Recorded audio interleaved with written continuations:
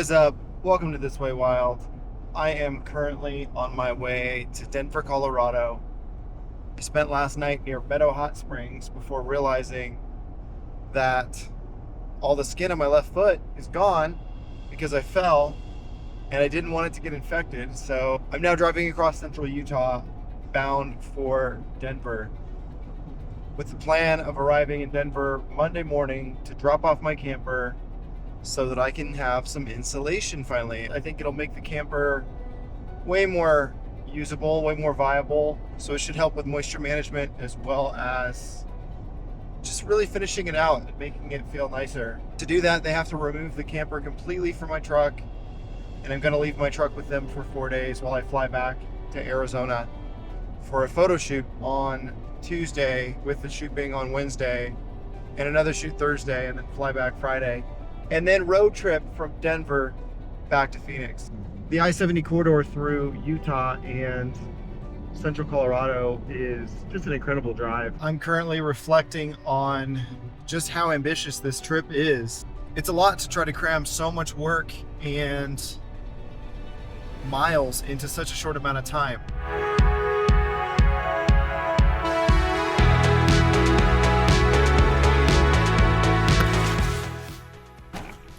I officially went up and over Boreas Pass and the sun is setting. It got really cold and I'm gonna make some ramen for dinner. In true fashion, when it's cold, you don't want to be outside, you don't want to be doing stuff, so I'm just gonna use one of my new favorite pieces of kit, which also makes my coffee, which also makes popcorn. I think I'm gonna stay up here for the night. I'm not 100%. The ground is flat, but there's not really any crazy views. I might head back up to the summit. I don't know. Coming up here, I didn't really know what to expect. I had no idea that the pass was over 11,000 feet. I've not really explored this area of Colorado too much. Like right on the other side of this mountain is Breckenridge and all those resorts. But then if you look out this way, there's nothing. I mean, I see these tiny little headlights down there from a vehicle, but the difference is having this place all to myself.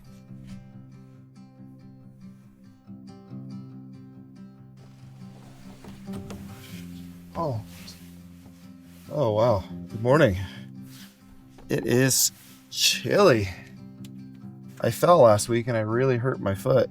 So the whole joint right here has been all black and blue and swollen, and it's healing, but it is having a hard time. Like it's pretty mangled down in there.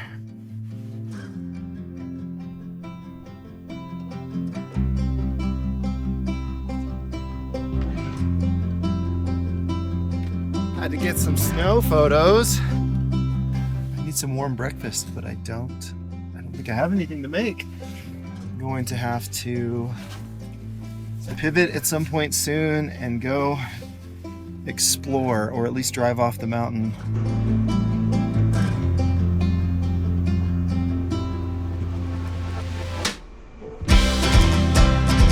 I just realized that I forgot to air up my tires, so I just drove on the highway for 4 miles at 20 psi. So I do not recommend that. It's not good. It's a little sketchy. It's a little wobbly. But yeah, I made it. I made it off the highway, and oh my God, it's beautiful. Just woke up and it's super cold. And the plan today is to head into Denver. I have to be at Radica's headquarters at 8:30 a.m. I'm really excited to see the guys. And I'm also really excited for them to see the truck in its final iteration, pre-insulation. When it's this cold outside, it really does affect my willingness to cook. It affects my willingness to be outside. It affects how much energy I have to do basically anything. Because I actually have to hook up the propane and come outside, it does make things a little bit more difficult when it's cold. I'm going to be arriving in Denver with a fridge full of food that I didn't eat. As far as sleeping in the cold is concerned, I had a few people ask me how difficult it is without a heater to sleep when it's below freezing. To which I say, I have this amazing fleece. I've got a synthetic comforter on top of that. And I've got a 20-degree sleeping bag that I've unzipped and used as a blanket. The minute I pulled this 20-degree bag over me, I went right to sleep. I mean, there wasn't even a part of me that was cold. One of the things I've always tried to do out of consideration for the people who are kind enough to work on my truck is I clean them. Because right now it is pretty filthy. If you're gonna have people work on your vehicle, don't be a prick. Don't leave it dirty.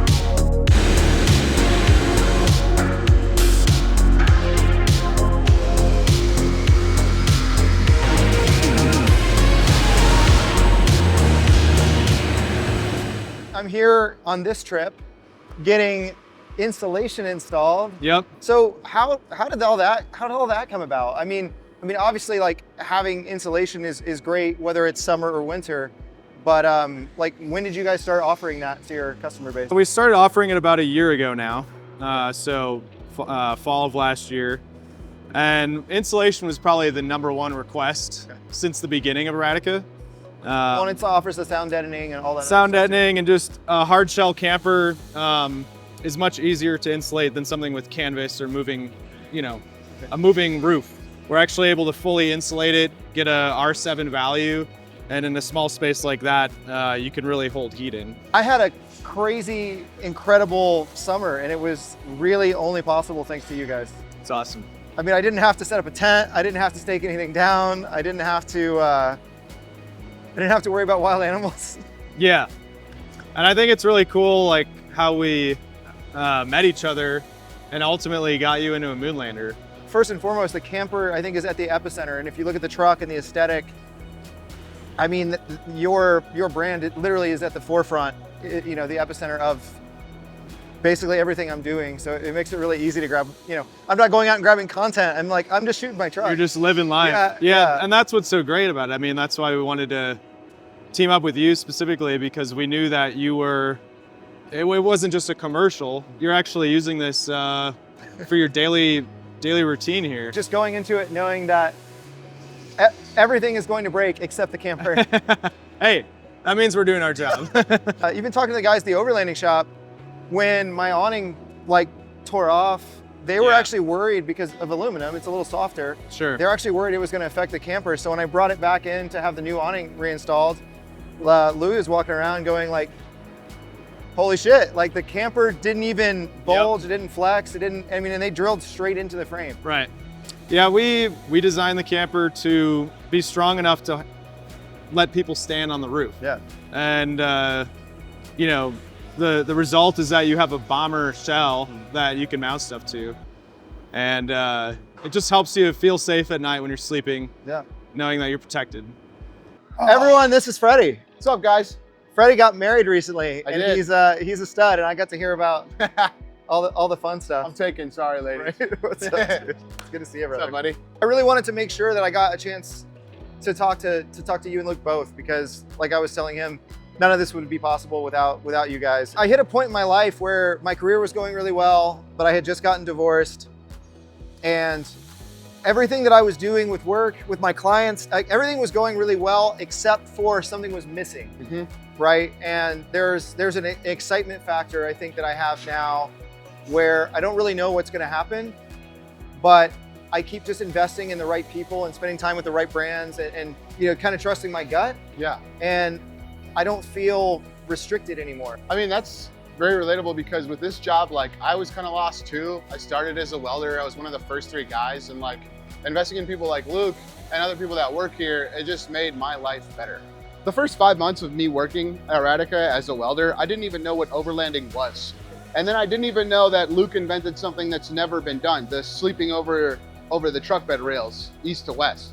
So like, once I started to realize how special this product was and like how special our clientele was, it changed the game. Talking to Luke about that a little bit, you know, the difference with corporate America, right? Yeah. Corporate America, everyone's beholden to the shareholders. It's all about shareholder value all the time.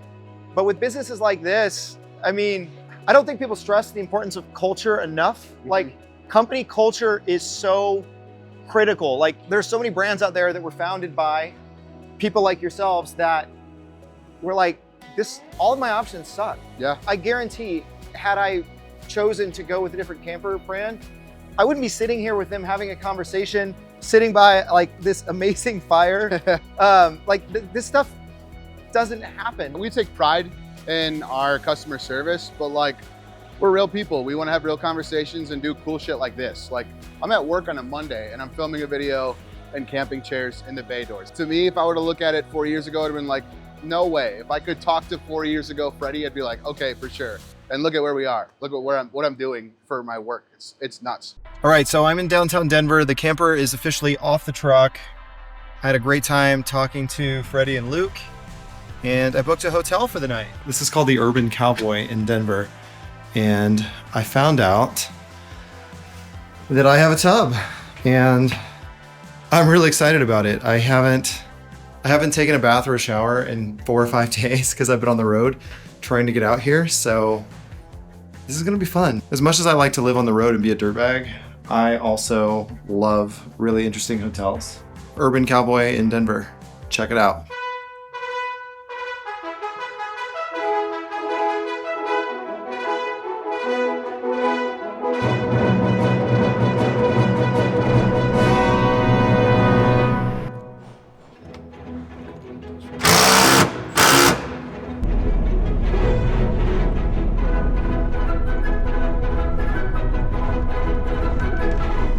Feels good to be back in Colorado after 2 days back in Phoenix. The camper's got that new camper smell. It's like it went from a really bougie, beautiful aluminum shell to now full-on marine carpet insulation. Like, I sat down in it and I was just like instantly warmer. Kyle has the velvet walls now. Yeah, I got velvet walls. It means I can start putting patches on stuff. I could be a patch guy. So how do we actually meet?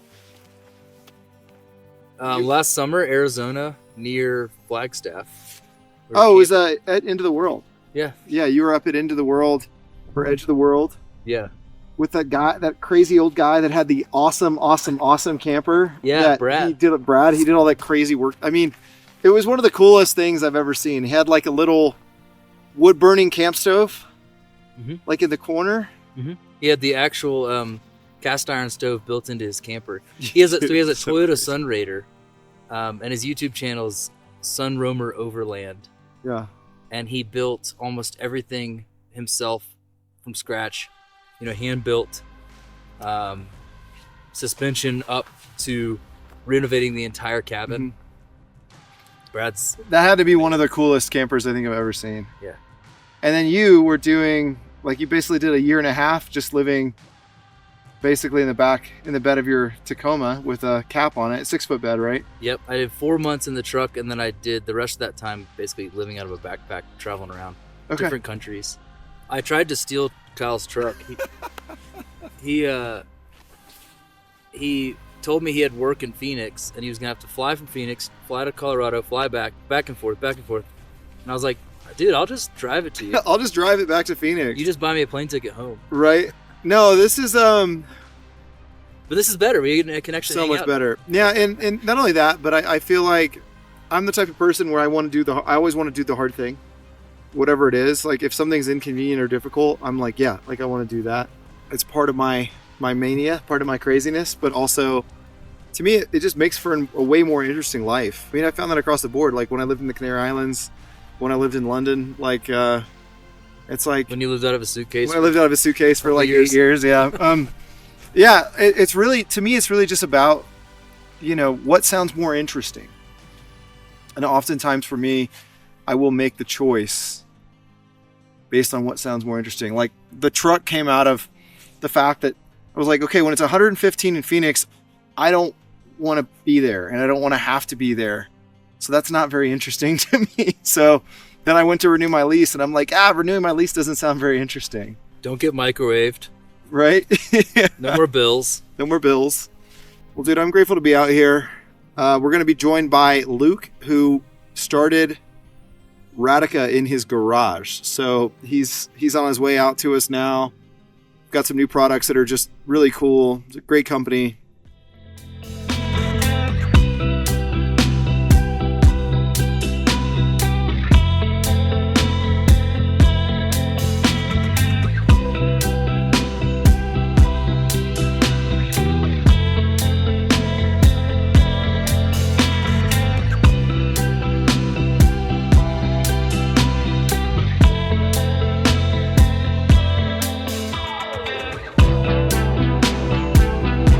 I'm officially crazy excited again. I'm heading towards Ouray, and this skyline is one of the most beautiful that I've ever seen. So, Gunnison, I love you. You're not this.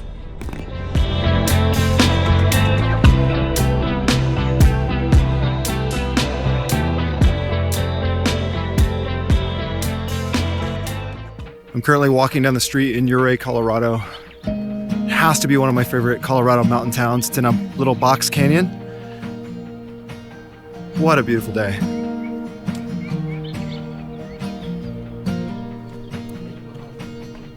She's just a small town girl raised in the South. Heart full of dreams with no one to see what she's all about. She's not the one to run around and she gives her love with no one to tell how much she means. And she knows that hearts grow cold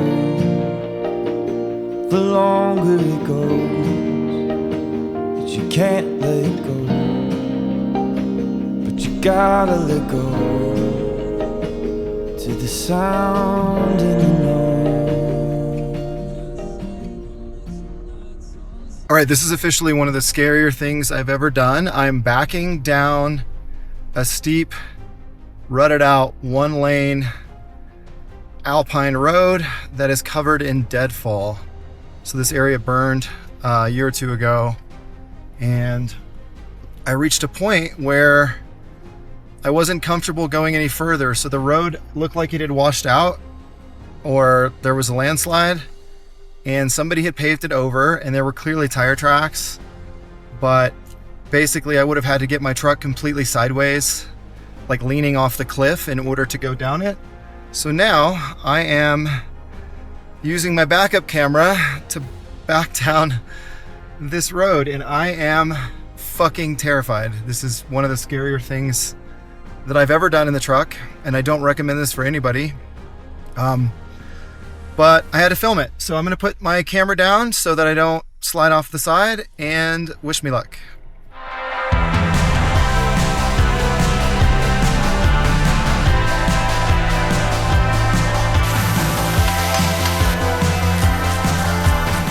Good morning. I am officially back in Arizona. Now, something I've been reflecting on recently is that Starlink is actually way faster than any internet you would ever get at a coffee shop. So when I'm uploading client photos, video, YouTube videos, Starlink is the way to go. And I'm debating on if I want to eat these cold sausages or if I want to boil them.